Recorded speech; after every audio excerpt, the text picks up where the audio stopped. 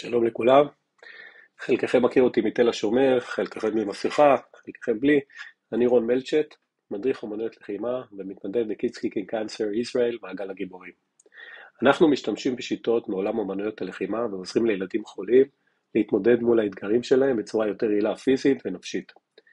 בסוף אני אעשה תרגול קצר שכולנו יכולים לעשות בבית עם הילדים או בעצמנו, של מדיטציות וטכניקות נשימה לשליטה ברמות סטרס וחרדה.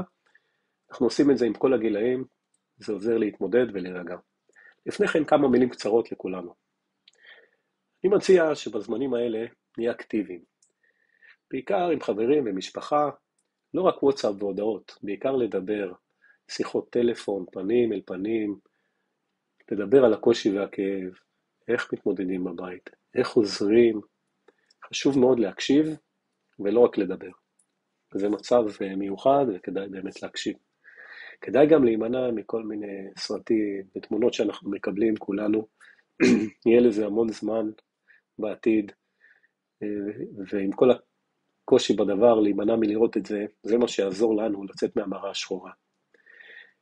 להגביל את כמות הצפייה בחדשות, לא צריך לראות את זה 24 שעות, 7 ימים בשבוע, אני מקווה. זה משחית את התודעה, מייצר פחד, חשש ודמורליזציה. לא סתם אנחנו מונים כמה שאפשר את הילדים מהתכנים האלה, זה משפיע גם עלינו המבוגרים. זה בדיוק המטרה של ארגוני הטרור. אני מציע לא להתרכז בשיחה על השמים, אני רואה ברשתות החברתיות. יהיה מספיק זמן לזה. את הזמן הזה אפשר לנצח, לקחת את אותו זמן ולנצל אותו, לדבר אחד עם השני, לדבר על רוח ההתנדבות היפה שיש בעם הזה שלנו, על אחדות, להסתכל על הגבורה ולתמוך בה.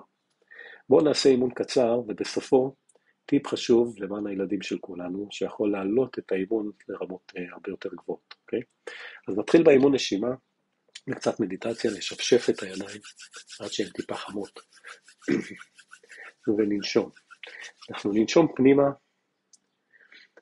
דרך האף, נכניס אוויר עד הסוף, ועוד טיפה. ונוציא את האוויר דרך הפה, עד הסוף, ועוד טיפה. ושוב, דרך האף. עכשיו, כשאתם מכניסים אוויר דרך האף, תחשבו רק על דברים טובים, רק דברים טובים, ותוציאו חוצה את האוויר דרך הפה, ותוציאו את כל הדברים הקשים, הרעים, המתסכלים והכואבים החוצה.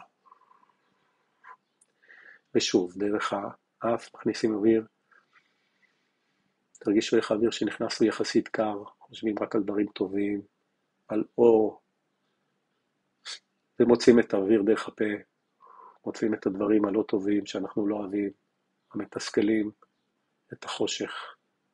תרגישו איך האוויר יוצא כשהוא יותר חם. ושוב פעם, מתרכזים בהכנסת האוויר דרך האף, חושבים על דברים אחרים, הטובים.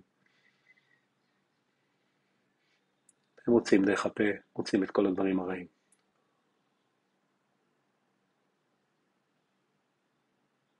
ועכשיו בלי שאני מדבר, מכניסים דרך האף, חושבים על דברים טובים.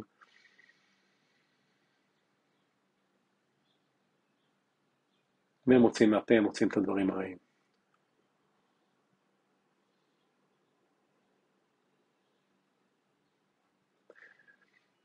תודה.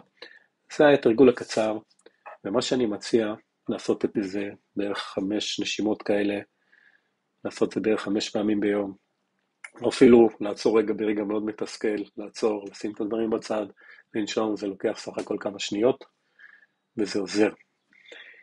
הטיפ שאני רוצה להגיד מבחינת הילדים, זה שכשאתם מסבירים את זה לילדים, תסבירו להם בסוף. לעשות וללמד את זה, ילדים אחרים או מבוגרים אחרים, ברגע שהם ילמדו מישהו אחר, והם יעזרו למישהו אחר, הגענו למטרה מסוימת, כי ילד שהוא מרגיש שהוא עוזר למישהו אחר, הוא בעצם עוזר לעצמו. שזה בעצם נכון גם למבוגרים. אנחנו עוזרים ואנחנו מרגישים יותר טוב. אז תודה על הזמן, אנחנו כאן לשאלות. מישהו צריך, תודה. Power, peace, purpose.